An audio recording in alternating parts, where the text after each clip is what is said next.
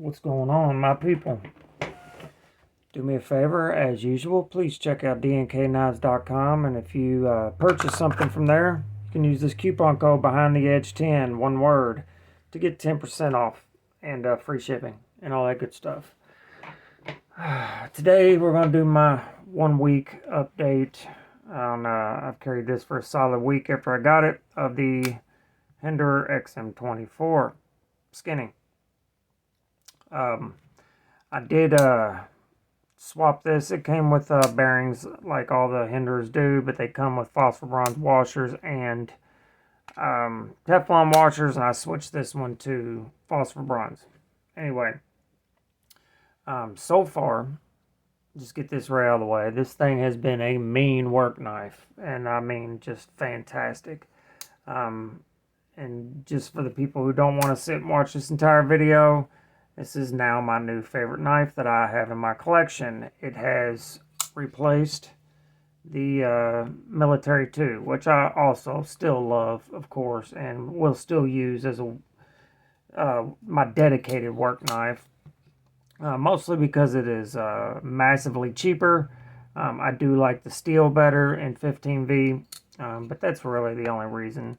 I'll probably carry this, let's say, 50% of the time, and then I'll alternate this and other knives the other 50% of the time, which doesn't make a lot of sense to some people, but it's just kind of what I do, I guess. But I have found this hard to get out of my pocket lately. You have, just for the specs that nobody knows, see, I almost just cut my damn liver off. 4-inch blade, and the handle is quite long at about 5 7/16. It has a true 4-inch blade, but only to like mid of this choil. If you measured it from the very end of that, it's about 3.75, but it's a 4-inch blade. The xm3.5, here it is against that. Match them up, pivot to pivot, there you go. So I switched the bronze washers in for the bearings because of the nature of my work, sawdust and all that good stuff. The action was pretty tight when I first did it, which was, you know, understandable and expected. Now it's kind of hard to do under the camera here. It still pretty much just drops shut with just a little bit of push to it. Action is fantastic. It is just glassy smooth and very, very good. The deployment is still nice and snappy. Now this is a huge heavy blade, so it doesn't rocket out, let's say, like this guy, but this is much, much lighter. Detent's great. Sorry, didn't mean to do that. I do that so much.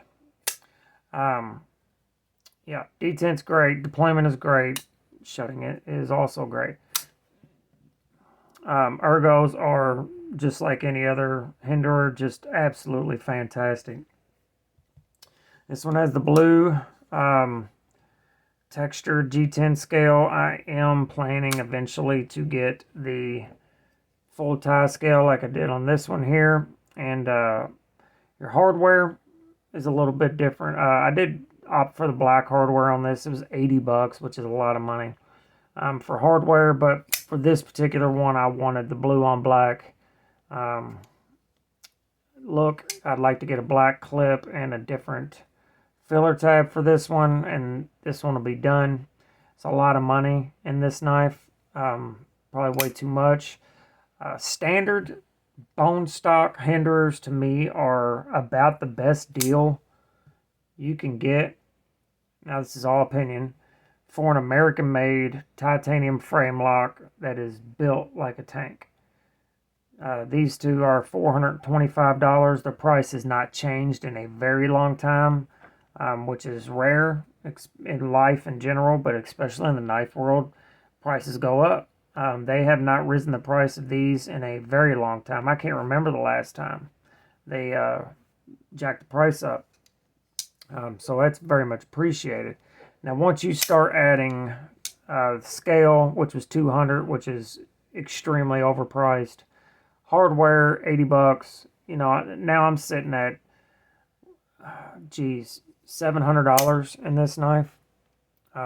That's too much, but I like it. I wanted to do it. And once I add a filler tab and another pocket clip, that's another 100 bucks. So you got $800 in it. But as stock knives, like this one is bone stock, $425 to me is a great deal for what you get. There's Benchmades out there that are made from G10, 100% G10 and steel for $400. So there's WE knives that are made in China, where less than 1% of the product cost is for labor for 400 or more, way more sometimes, that are built well, and they're very nice and they're well made. But to me, Hinderer is the best deal going for American made knives. It is the cheapest of all three of the quote unquote Holy Trinity. Now this one here, the XM24 is $600, which is pushing it for what I consider to be a good deal. Actually, I don't really think it is a good deal. If it was $5, because it is more material, bigger knife, probably costs more to make. I don't know that for sure. Probably not, but material-wise, you get less, less knives out of said material. So, yeah, it should be a little bit more. I don't know, about $200 more. Now, this one is the skinny, which it's not skinny in any way, but it's basically the same thickness as the standard 3.5 XM18. All the hardware is compatible with the regular size, except for the handle nuts. And that's only on the skinny model. The regular model is a completely different story. But on the skinny, you can use all the screws and all that stuff, all the hardware, except for these handle nuts. You'd have to buy those separate. But the Hinderer hardware is all titanium, so if you just want a different color, you can just pretty much pull all the hardware out and anodize them yourself instead of spending $110 on a new set of hardware. So that's just an idea if anybody's looking. This Warncliffe blade is nasty. It looks great and it works really, really well. Pretty thin behind the edge, considering it's such a big knife, but it is the skinny model, and it cuts really well. And I like the way it cuts. I like the way it carries. I like pretty much everything about it. That's why I've kind of jumped into, doing the edge mindset thing of buying a bunch of one brand that you appreciate. So, that's what I've been doing. One sec here. I got to take a drink. Sorry about that. My voice is all weird, and I was trying to figure out why I needed to get a drink there. Anyway, all in all, it is a fantastic knife for, a lifetime of use. You would definitely get a lifetime of use out of this, and you could pass it on. Now, this one's the S45VN. This one also is the S45. I absolutely recommend this steel over the MagnaCut version. I had a hard time sharpening this MagnaCut, and the burr would not come off. It took me forever. So that tells me it's probably a little soft. But the S45 did great, and I had no issues whatsoever, and it's been holding up. Now, edge retention, so far, it's been fine with the MagnaCut version, but that burr drove me nuts, and I just, I don't want to deal with that, and I'm not going to deal with that. So probably will not be getting any more MagnaCut Hinderers. I'm not a big fan of MagnaCut anyway. It's fine. It's, whatever. It's just not, it's not blowing my socks off. So, and neither does S45, but I like it, and it's nice and tough. Holds a good edge, and it is quite easy to sharpen.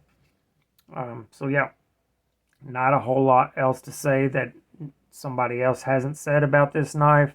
Just wanted to give you my week update. More than likely, we'll still carry the shit out of it, so you may see other videos featuring this knife because it is great. I am going to get the scale. I might anodize the hardware. I might not. I'm not sure.